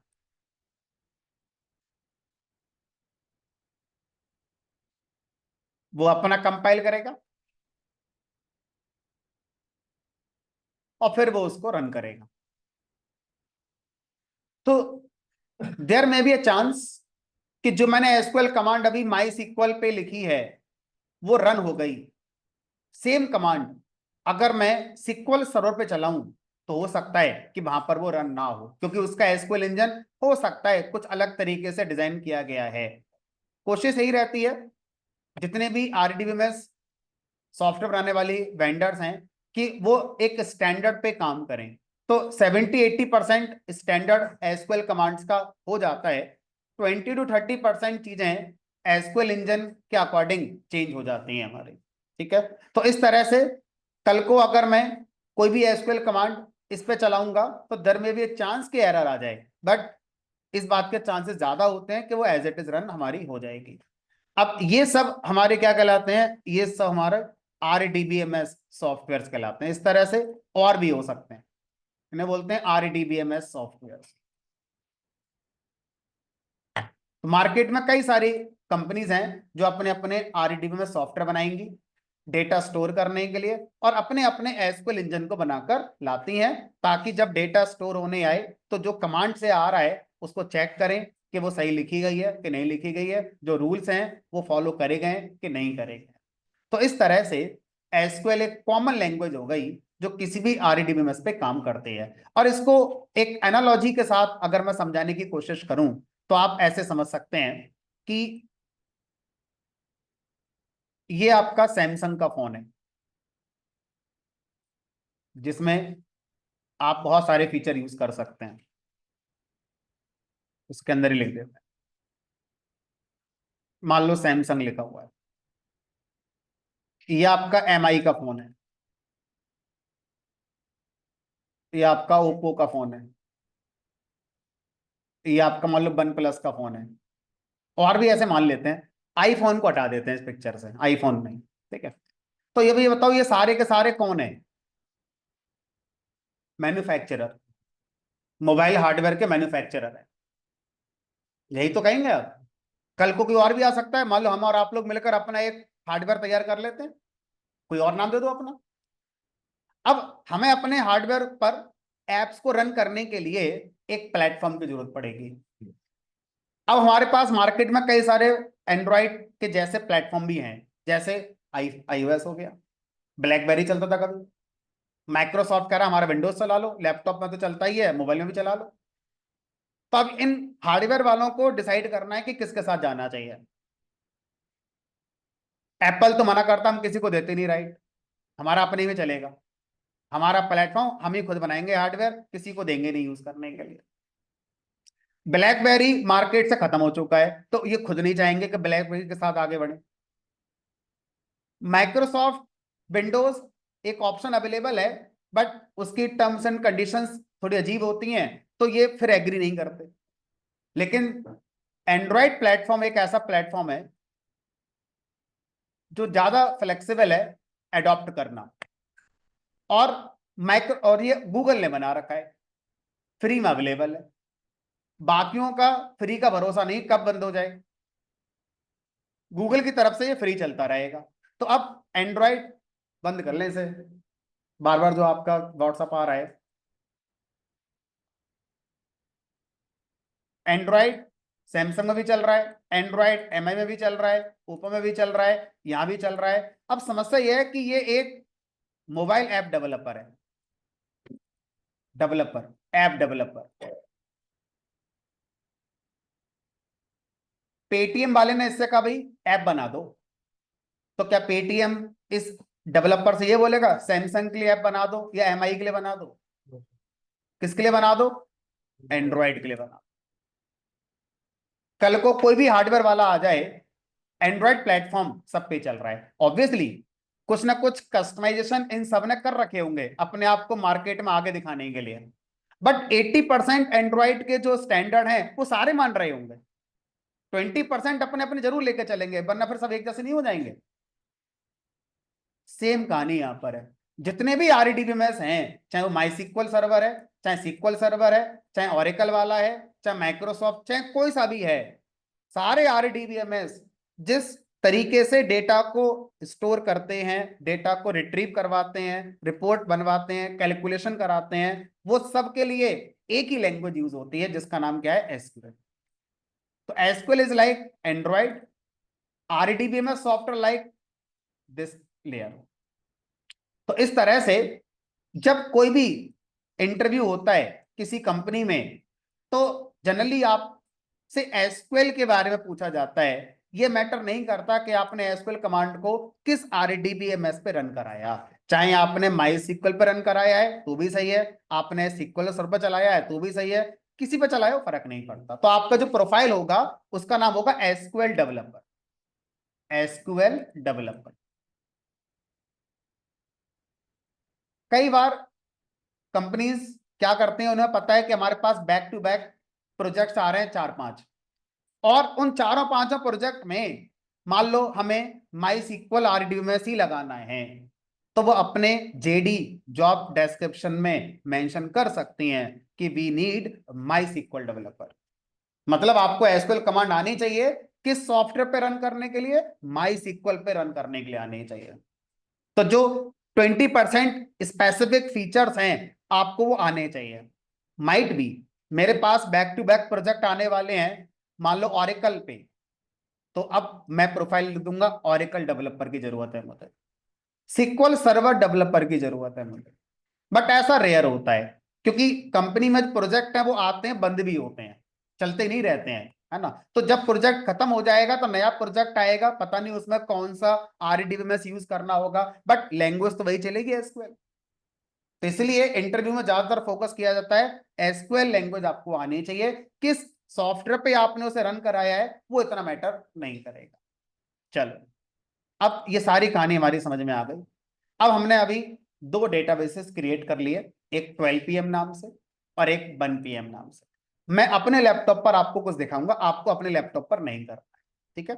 तो अब मैंने आपसे बोला था कि डेटाबेस एक फोल्डर को रिप्रेजेंट करता है मेरे कंप्यूटर में, तो मैंने अभी दो डेटाबेस बनाए हैं। बिहाइंड द सीन क्या हुआ होगा, दो फोल्डर बने होंगे मेरे लैपटॉप पर, आपके सबके बने होंगे, है ना। बट आपको ऐसा करने की जरूरत नहीं है जो मैं करने जा रहा हूं।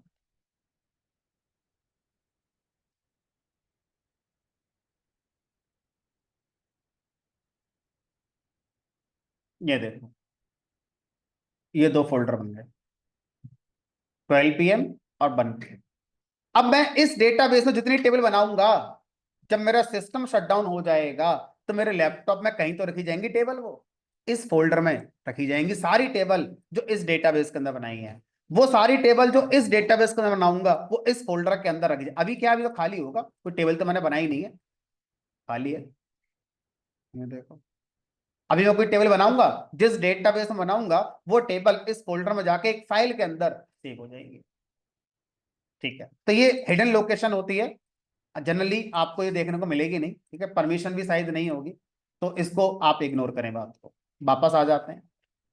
अब सर मान लो मैं चेक करना चाहता हूं कि मेरे रूट यूजर में इस तरह से कितने डेटाबेसेस अब तक बनाए जा चुके हैं, तो उसकी कमांड होती है तो डेटाबेसेस।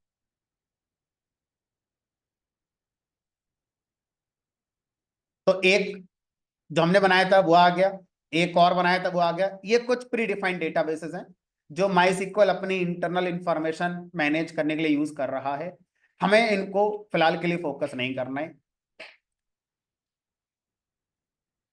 अब जिस डेटाबेस में आपको टेबल बनानी है, आप उस डेटाबेस को स्विच करेंगे, और डेटाबेस में स्विच करने के लिए कमांड होती है जिसका नाम है यूज। यूज, और उसके बाद उस डेटाबेस का नाम जिस डेटाबेस में आप स्विच करना चाहते हैं, वही लिखकर आ गया डेटाबेस।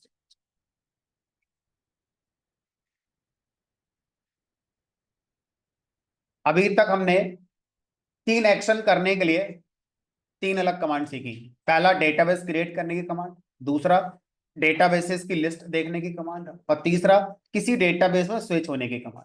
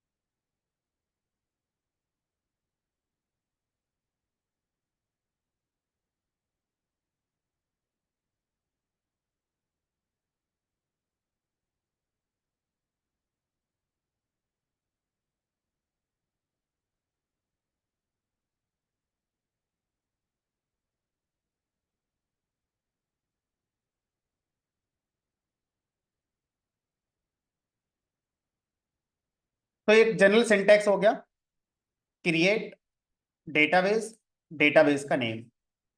अगर डेटाबेस का नेम काफी बड़ा है तो आप अंडरस्कोर बीच में लगा सकते हैं, स्पेस नहीं दे सकते।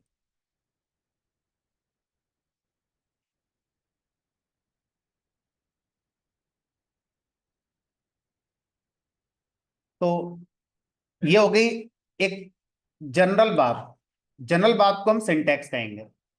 अब अगर एक एग्जांपल से आपको समझना हो तो क्रिएट डेटाबेस, डेटाबेस का नाम जो भी नाम आप देना चाहें, हमने अपने एग्जांपल वाले दे दिया, मान लो दिस।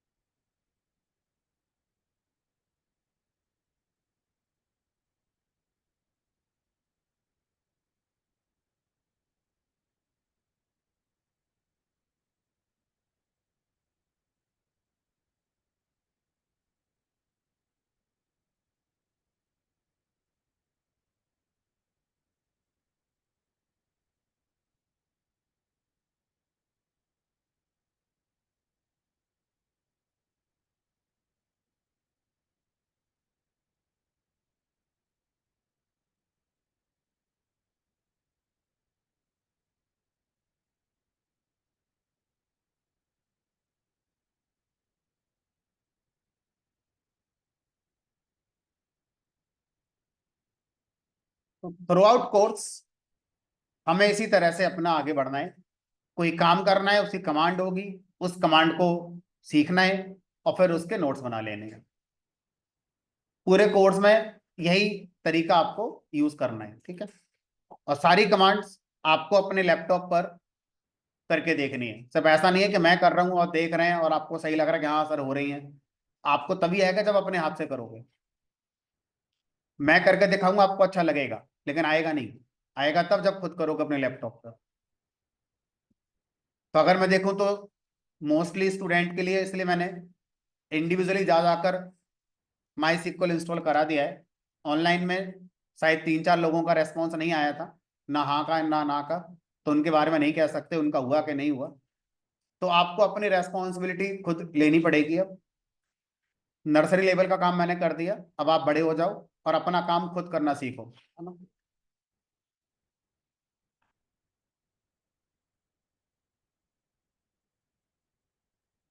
चलो अब टेबल को क्रिएट करना सीखना है कि टेबल कैसे क्रिएट करेंगे। तो बेसिक लेवल पर हम अभी टेबल बनाना सीखेंगे, क्योंकि टेबल कई तरह से बनाई जा सकती है, बेसिक रिक्वायरमेंट से लेकर एडवांस रिक्वायरमेंट तक की। तो अभी हम बिल्कुल बेसिक टेबल बनाएंगे, मिनिमम जितना लिखना चाहिए उतने के साथ बनाएंगे। कुछ एक्स्ट्रा चाहिए होगा तो आगे सीखेंगे। तो अभी हम क्या चाहते हैं सर, एक टेबल बना देते हैं स्टूडेंट्स नाम की, जिसमें स्टूडेंट का रोल नंबर, स्टूडेंट का नेम और स्टूडेंट के मार्क्स, 3 चीजें स्टोर करेंगे। ऐसा सोच के चल रहे हैं ब्रेन के अंदर। तो अगर हम जो सोच के चल रहे हैं उसका एक पिक्चर बना लें, ब्रेन में बना लें, कागज पे बना लें, जिसके साथ हम कंफर्टेबल है उसके साथ बना लें। तो हम टेबल बनाना चाहते हैं स्टूडेंट्स नाम की। इसके अंदर हम रोल नंबर एक कॉलम बनाएंगे, नेम नाम का एक कॉलम बनाएंगे और मार्क्स नाम का एक कॉलम बनाएंगे। ये आपके कॉलम्स कहलाएंगे।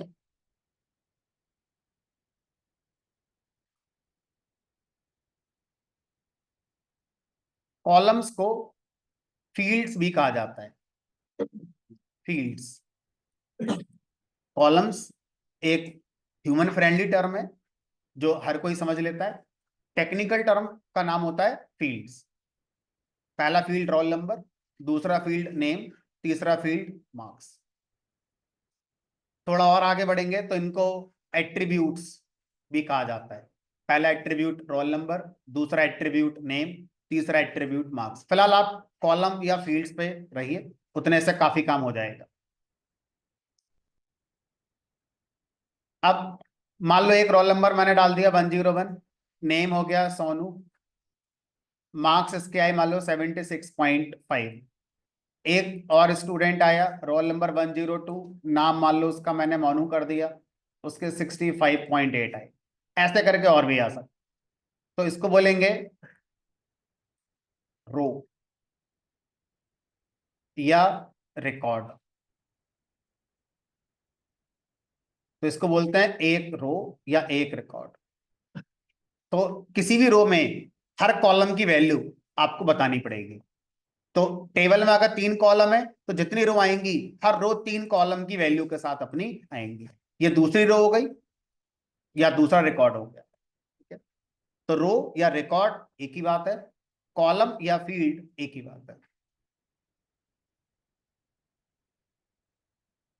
तो जब हम टेबल बनाते हैं तो टेबल बनाते समय हमें टेबल का नाम बताना होता है और उसके फील्ड्स के बारे में बताना होता है, उसके रिकॉर्ड्स के बारे में नहीं बताना होता।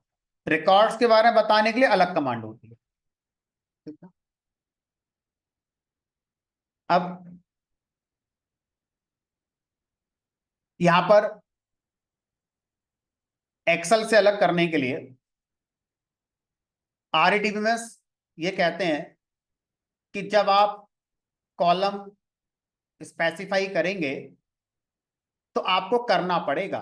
ऐसा नहीं है कि हम अपनी तरफ से एक्सेल की तरह कॉलम का नाम A, B और C कर देते हैं। ऐसा कुछ नहीं होता यहाँ पर, आपको कॉलम का नाम देना ही पड़ेगा। अनलाइक एक्सेल, वहां तो अपने आप डिफॉल्ट कॉलम एबीसीडी हो ही जाते हैं।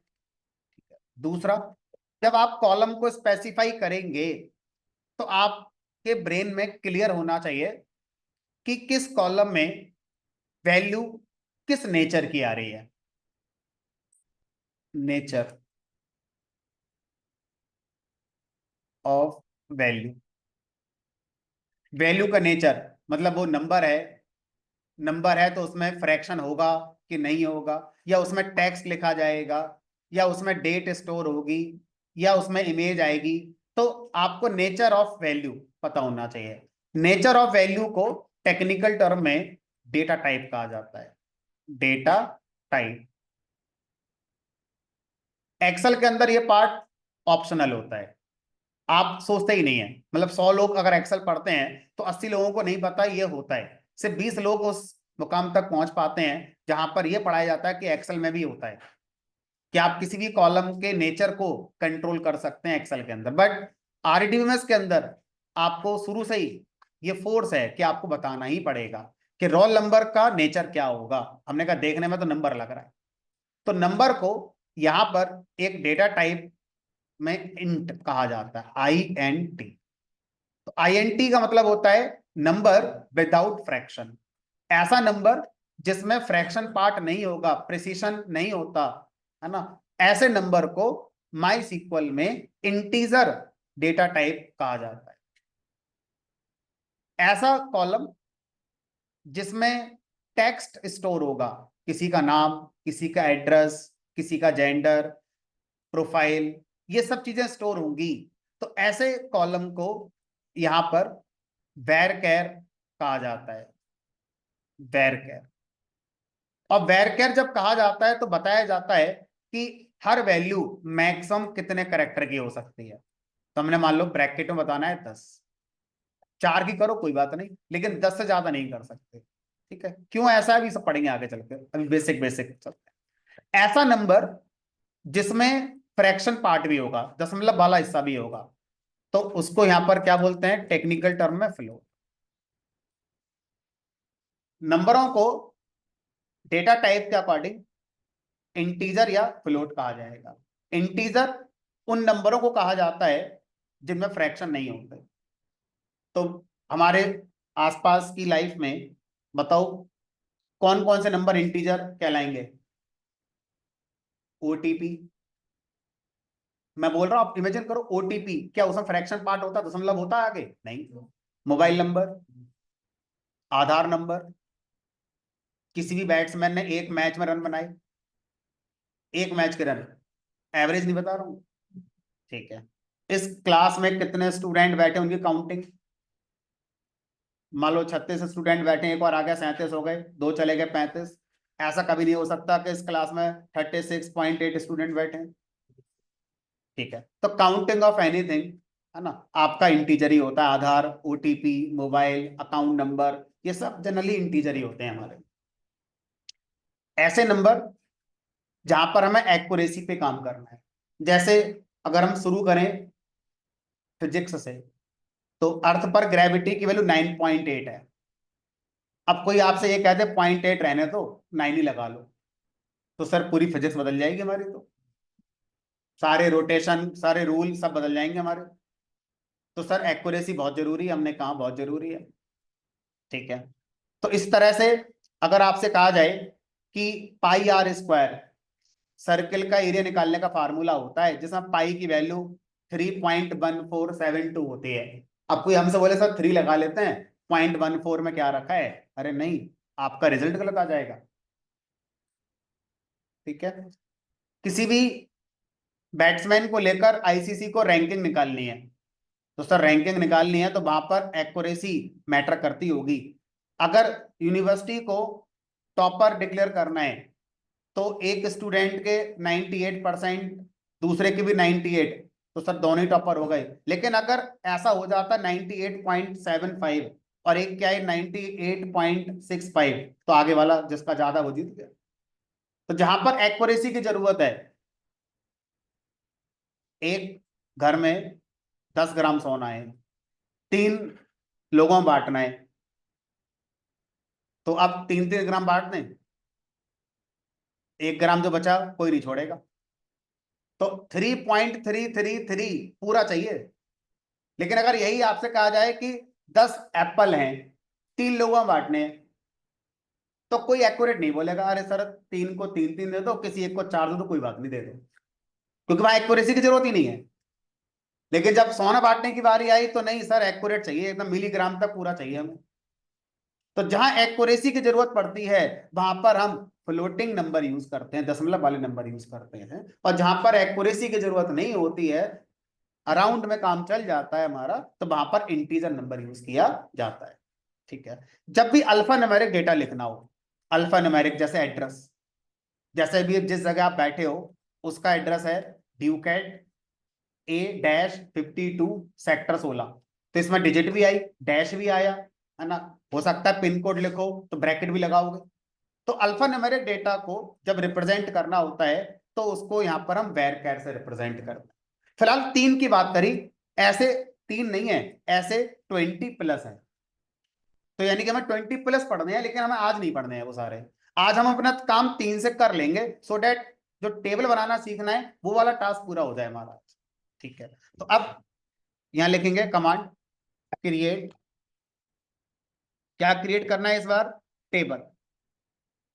तो टेबल नाम का कीवर्ड है, क्रिएट टेबल, टेबल का नाम स्टूडेंट्स। उसके बाद पैरेंथेसिस लगाएंगे,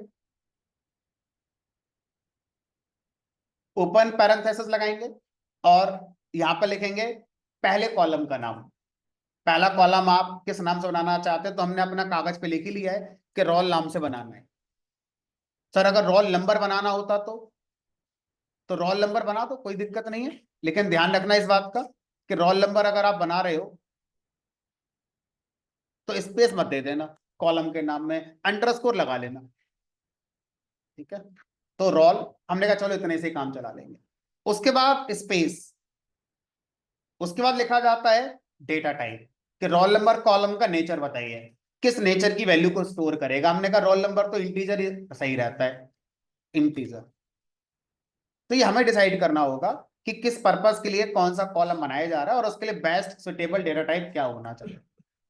उसके अलावा और बहुत कुछ है, लाइक वैलिडेशन रूल होते हैं कि इसमें क्या होगा क्या नहीं होगा, फिलहाल छोड़ देते हैं। कॉमा लगाएंगे, दूसरे कॉलम का नाम, नेम, स्पेस, उसका डेटा टाइप। अब जब कभी वैरकर लिखा जाता है तो एडिशनल हमें यह बताना और पड़ेगा कि मैक्सिमम कितने करेक्टर का कोई नाम हो सकता है। तो फिर से ब्रैकेट में बताएंगे, मान लो बताए, इसका मतलब है नेम कॉलम में आने वाली हर वैल्यू 10 करेक्टर मैक्सिमम रख सकती है, 11वां करेक्टर आते ही एरर आ जाएगी। 10 से कम आएगा कोई दिक्कत नहीं। तीसरा कॉलम का नाम हम मार्क्स रखना चाहते हैं, और ये फ्लोट टाइप का बना। टेबल का जो पैरेंथेसिस ओपन हुआ था इसको क्लोज करेंगे। अब ये कमांड कंप्लीट हो गई तो इसको एंड कर देंगे।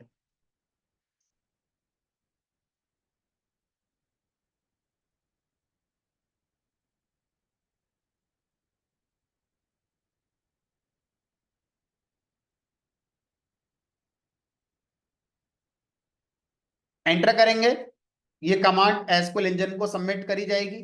एसक्यूएल इंजन चेक करेगा अकॉर्डिंग टू रूल आपने सब सही लिखा है, सही लिखा है, तो फिर इसका एक्शन इंप्लीमेंट हो जाएगा, मतलब इसको रन करा दिया जाएगा। क्वेरी ओके, मतलब कोई गलती नहीं मिली, टेबल बनकर तैयार हो।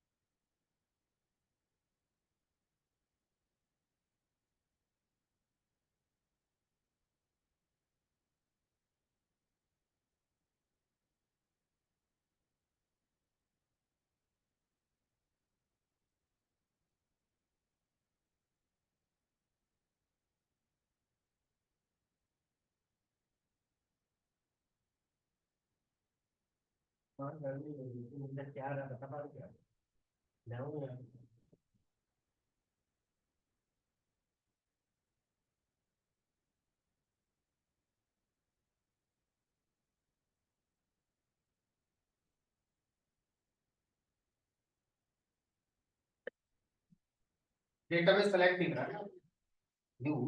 डेटाबेस का नाम क्या है? तो एक दिन बनाया आपने, दो में।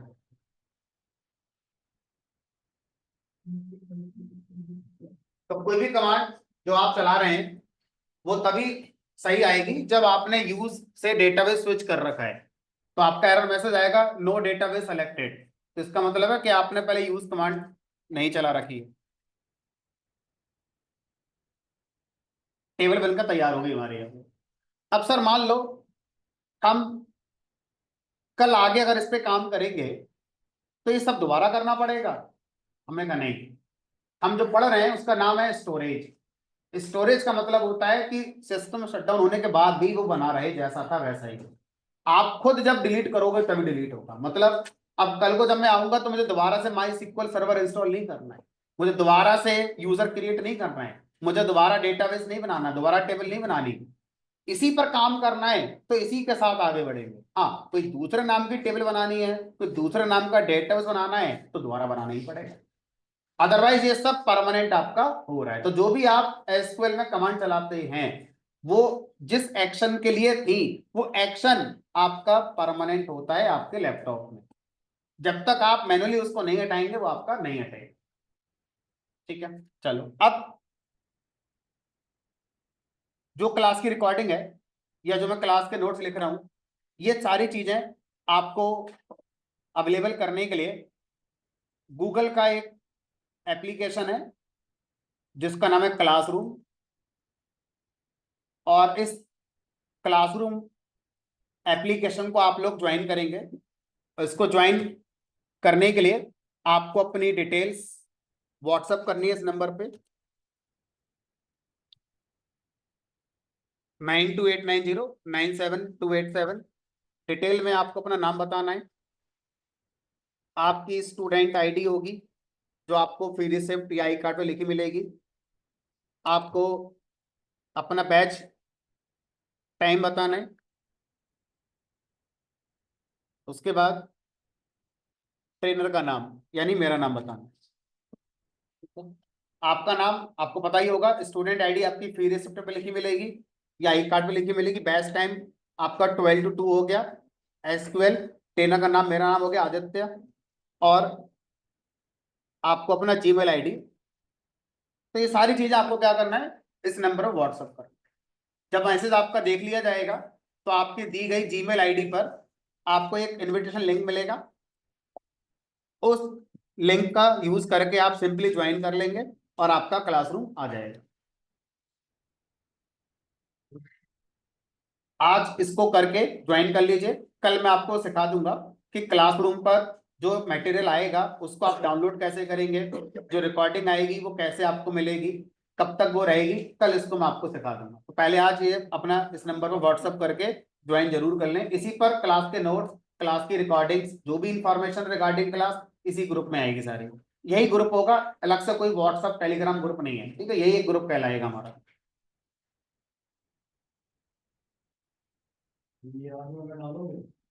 हाँ, जो आज हमने बनाया है ये भी आज पहुंच आपको पहुंच जाएगा। ठीक है, डेली जो जो हम बोल रहे हैं, आप जो बोल रहे हैं, जो मैं लिख रहा हूं वो सब रिकॉर्ड हो रहा है। ठीक है, तो अब ये टेबल कहाँ सेव हो रही है, उसी फोल्डर में जो मैंने आपको दिखाया था, उसी फोल्डर के अंदर एक फाइल बनी होगी, हिडन फाइल, उसमें जाकर टेबल सेव हो गई होगी। ठीक है, तो फिलहाल हमें उसको जाकर देखने की जरूरत नहीं है। चलिए, तो आज एंड करते हैं, कल मिलेंगे 12 बजे। तो बैच का टाइम आपका 12 to 2 Saturday and 12 to 2 Sunday. कभी कोई चेंज होगा तो पहले से आपको बता दिया जाएगा। चलिए, आज की क्लास एंड करते हैं। 4-5 लोगों का रह गया था इंस्टॉल होने का, तो उनके लिए यही सजेशन है कि आप कर लें तो आप साथ साथ सिंक्रोनाइज हो जाएंगे। और अगर आपने नहीं करा, बात को टाल दिया, तो आप बहुत पीछे रह जाएंगे। और फिर रिकवरी करने के लिए आप यही पूछेंगे अगला बैच कब आएगा।